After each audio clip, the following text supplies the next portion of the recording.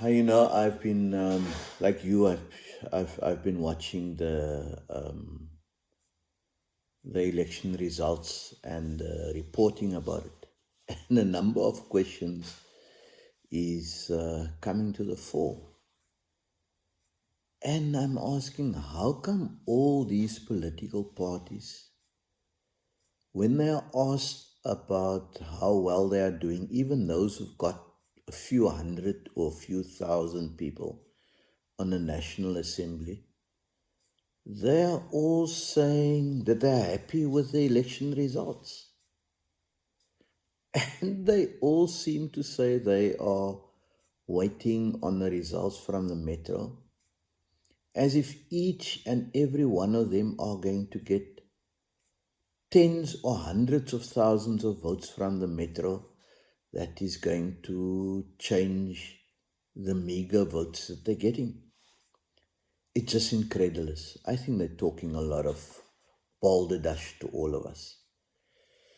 Another question that I have is whether big business have too much of an influence on our political process. And with the lottery type of funding that they're giving to our political parties, it's as if they are hedging their bets and playing the horses to see which horse is going to win. And then my last question is whether these huge amounts that some of these political parties are spending on their election campaigns are really worth it, is really money well spent. It would be interesting to know how much they spent and then see how many votes they got. Then one can get a sense of how much each vote is costing them.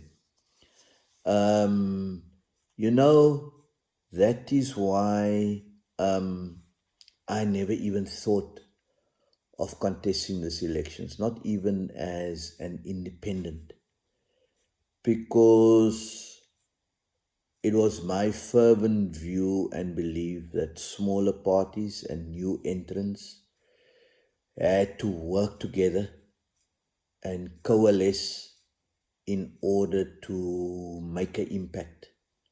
Unfortunately, they underestimate the voters, and my view didn't prevail. So the egos were probably too big, and each one wanted to test themselves. But well, the voters have spoken to them and said that they are not interested in them, with a few exceptions. So yeah, I saved myself a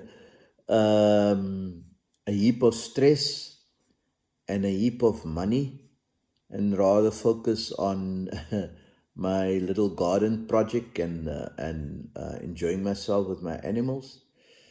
And was really enjoyable to give the newer entrants and smaller political parties an opportunity to talk to people about their manifestos and their offerings.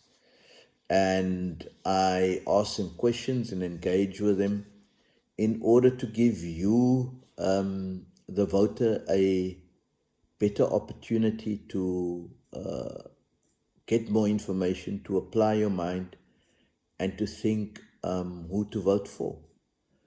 Um, Clearly, personality politics is still big in South Africa. Lots of work to be done. We need to find a different way to what shall I say, to create a sense of people that they can have a better life, and that the politicians, that the political process works for them. So yes, it was an interesting it was an interesting voting period. Also, good to see some, hopefully, have been driven to the grave. Some political parties must die a slow death. the others need to really get together, set their egos aside, put their egos aside, and work on a better offering to the people. Because people don't like all of these entities. I think lots of food for thought. As I continuously say, our people are not stupid, and the voters are not stupid. They look at what is in the best interest of themselves and their children and their families. So a way needs to be found to deal with that. So there's opportunity, there's potential for parties to start to work together towards 26 and 29. The question is whether they will do it, because I think they all believe their own bullshit, to say it. I can't say it anything else. They all think they got the best offering, etc. But if you really look, there are some good things within each one of them, and there are good people within the different parties. They must just find a way to pull all of that together. But I'm glad there's a reorder in the South African political landscape taking place. I still firmly believe we need two CODESAs. We need one around the kind of society that we want, and that must be open-ended. All political parties should partake in it, and civil society and other interested parties.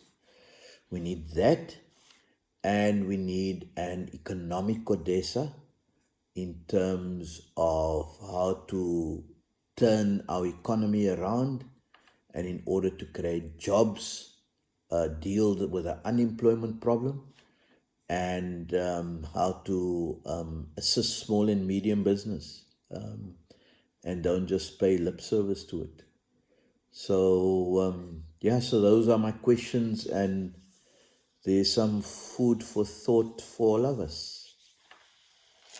And don't forget, please subscribe to my channel, my YouTube channel, Rod's Views, if you want such kind of fearless, uncontaminated, as I say, and uncompromising content.